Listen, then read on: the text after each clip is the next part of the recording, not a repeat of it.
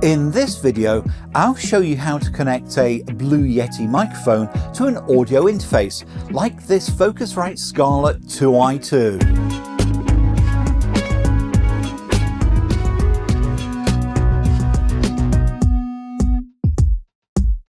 The Blue Yeti is a USB microphone, so normally you'd connect it to your computer using a USB cable. But for some reason you might want to connect it to an audio interface instead, possibly because you need to record with two microphones. So what will you need to make this work? Obviously you'll need the Blue Yeti and an audio interface, but other than that, all you need is an auxiliary audio cable like this one. In my demonstration, I'm going to connect this Blue Yeti to this Focusrite Scarlett 2i2, which is one of the most popular audio interfaces out there. Others are available, obviously, and my instructions apply to them pretty much the same. First, make sure that the Blue Yeti is connected to your computer using a USB microphone cable. This ensures that the Blue Yeti receives power and the headphone socket provides an analog audio signal. Now connect the audio interface to your computer, unless it's already connected. This will let your computer and software use the interface as an audio source. You can now connect the audio interface to power. This Focusrite Scarlett 2i2 gets its power from your computer's USB port, but others like this Focusrite Scarlett 8i6, they get their power from a separate DC power adapter. So with everything powered, we can now move on to connecting the Blue Yeti to the audio interface, but the type of cable that you need depends on whether you're going to use the Yeti in a mono or stereo mode.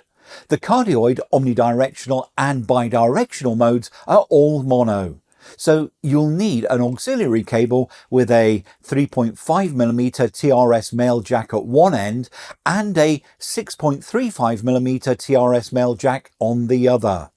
Plug the 3.5mm jack into the headphone socket on the base of the Yeti, and the 6.35mm jack into one of the inputs on the audio interface.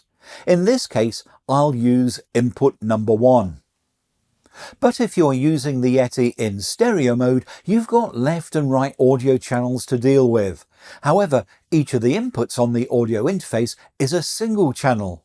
Obviously, you can't plug this cable into both inputs simultaneously. Instead, you'll need a Y-splitter adapter or a cable with a left and right leg like this one. As before, plug the 3.5mm jack into the headphone output on the Yeti and the 6.35mm jack with the white ring, that's the left audio, into input number 1. The other jack with the red ring goes into input number 2 on the audio interface. Of course, this Y-splitter cable could be used with mono audio as well, in which case you only use the 3.5mm jack and the white-ringed 6.35mm jack in input 1. You'd leave the other jack unconnected.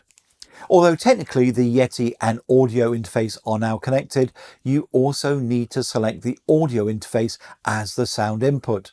Go to your computer's system settings, go to the section for sound, scroll down to input and ensure the audio interface is selected as the audio input and not the Blue Yeti microphone.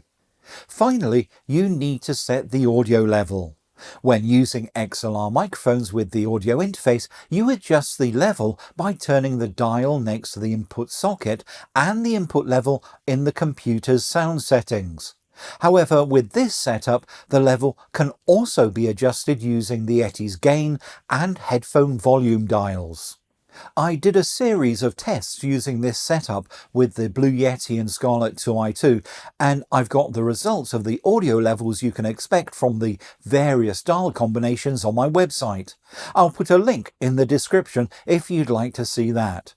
But to get my speech peaking at about -9 dB, I set both the Yeti's gain and headphone volume to about 50%. That's the 12 o'clock position, and the Scarlett 2i2 input dial to about the 10 o'clock position. The input level in Windows was set to 100%. If you want to connect your Yeti to an audio interface but you don't have a suitable cable, I'll put an affiliate link down in the description to the cables that I've used. That's it for today. Please like, share and subscribe if you found this video useful. It helps me make more. And to make sure that you don't miss any new videos, hit that notification bell. You can find in-depth articles also on my website, DIYvideostudio.com. I'll put the link in the description. I wish you well and look forward to seeing you again next time.